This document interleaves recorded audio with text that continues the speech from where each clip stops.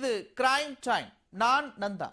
சென்னை அரசு மருத்துவமனையில் அளிக்கப்பட்ட தவறான சிகிச்சையால் தனது மகளின் கால் பாதம் பறிபோவதற்கு காரணமான மருத்துவர்கள் மீது நடவடிக்கை எடுக்க தவறினால் நீதிமன்றத்தில் வழக்கு தொடரப்போவதாக சிறுமியின் தந்தை தெரிவித்திருக்கிறார். அரசு நடவடிக்கை எடுக்குமா?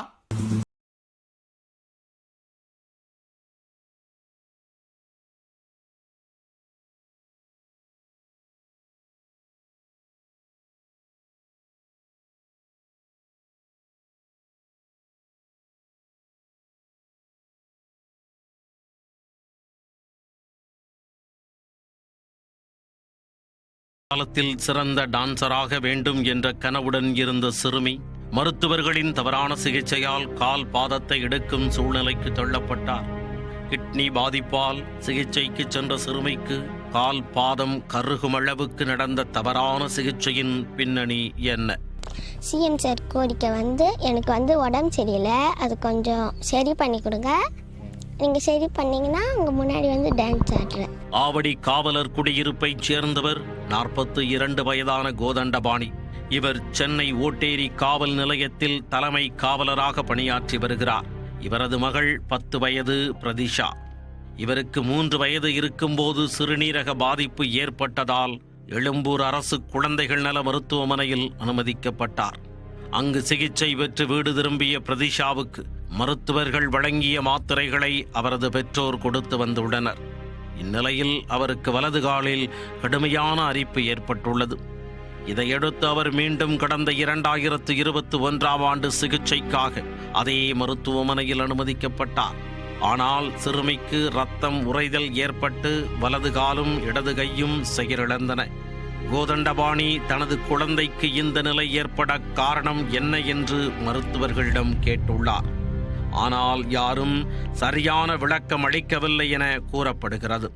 இதையடுத்து அவர் மருத்துவர்களின் தவறான சிகிச்சையால் தான் தனது மகளுக்கு இந்த நிலை ஏற்பட்டதாகவும் சம்பந்தப்பட்ட மருத்துவர்கள் மீது நடவடிக்கை எடுப்பதுடன் குழந்தையின் சிகிச்சைக்கு உதவுமாறும் காவல்துறையினரிடமும் சுகாதாரத்துறையினரிடமும் புகார் அளித்தார்.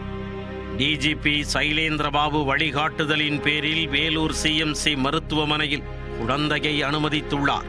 குழந்தையின் உடல்நிலையை படிப்படியாக சரி செய்த மருத்துவர்கள் கருகிய பாதத்தை மட்டும் எடுத்தாக வேண்டும் என கூறியதன் பேரில் காவலர் ஒப்புக்கொண்டார். அதன்படி தவறான சிகிச்சையால் கால் பாதம் கருகிய குழந்தைக்கு பாதிக்கப்பட்ட பகுதிகள் அறுவை சிகிச்சை மூலம் அகற்றப்பட்டன. சிஎம்சி வெள்ளூரில் அட்மிஷன்ஸ் போடப்பட்டு என் குழந்தைக்கு முதல்ல அந்த ஹாஸ்பிட்டலுக்கு போன உடனே என் குழந்தைக்கு கிட்னி பிரச்சனை சரி செஞ்சாங்க. கிட்னி சரி செஞ்ச உடனே ஃபிக்ஸை நிற்க வச்சாங்க. ஃபிக்ஸுக்கு அப்புறம் கை கால் விழுந்ததை ரெடி பண்ணாங்க.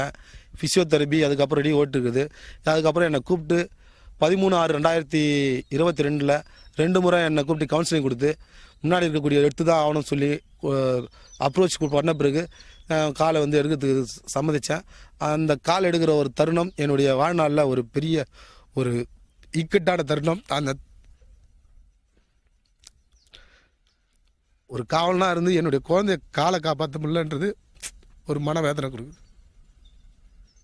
இருப்பினும் தவறான சிகிச்சை அளித்த மருத்துவர்கள் மீது நடவடிக்கை எடுக்க வேண்டும் என காவலர் போராடி வந்துள்ளார். ஆனால் நடவடிக்கை எடுக்கப்படாததால் வேதனை அடைந்த கோதண்டபாணி தலைமைச் செயலகத்திற்கு தனது மகள் பிரதிஷாவுடன் வந்து திடீரென ராஜாஜி சாலையில் அமர்ந்து தர்ணா போராட்டத்தில் ஈடுபட்டார். போலீசார் கோதண்டபாணியிடம் சமாதான பேச்சுவார்த்தை நடத்தியதை அடுத்து அவர் போராட்டத்தை கைவிட்டார். தவறான சிகிச்சையால் தான் தன் மகள் வாழ்க்கை இப்படி ஆகிவிட்டது என்றும் சம்பந்தப்பட்டவர்கள் மீது உரிய நடவடிக்கை எடுக்க வேண்டுமென கண்ணீர் மல்க கூறினார். தவறான சிகிச்சையால் கால் பாதம் பாதிக்கப்பட்டதாக கூறப்படும் நிலையிலும் சிறுமி மனம் தளராமல் நடனம் கால் பாதம் பிரச்சனை சரி செய்து கொடுத்தால் முதலமைச்சர் முன்னிலையில் நடனமாடுவேன் என்றும் சிறுமி விருப்பம் தெரிவித்துள்ளார். சிஎம் சார் கோரிக்கை எனக்கு உடம்பு சரியில்லை, அது கொஞ்சம் சரி பண்ணி கொடுங்க. நீங்கள் சரி பண்ணீங்கன்னா உங்கள் முன்னாடி டான்ஸ் ஆடுறேன். அப்போ பிரதீக்ஷா படிச்சு என்ன பண்ண போறீங்க? டான்ஸர் ஆக போறேன். அப்படியா? என்னென்ன பாட்டுலாம் டான்ஸ் ஆடுவீங்க? நிறைய பாட்டுக்கு ஆடுவேன்.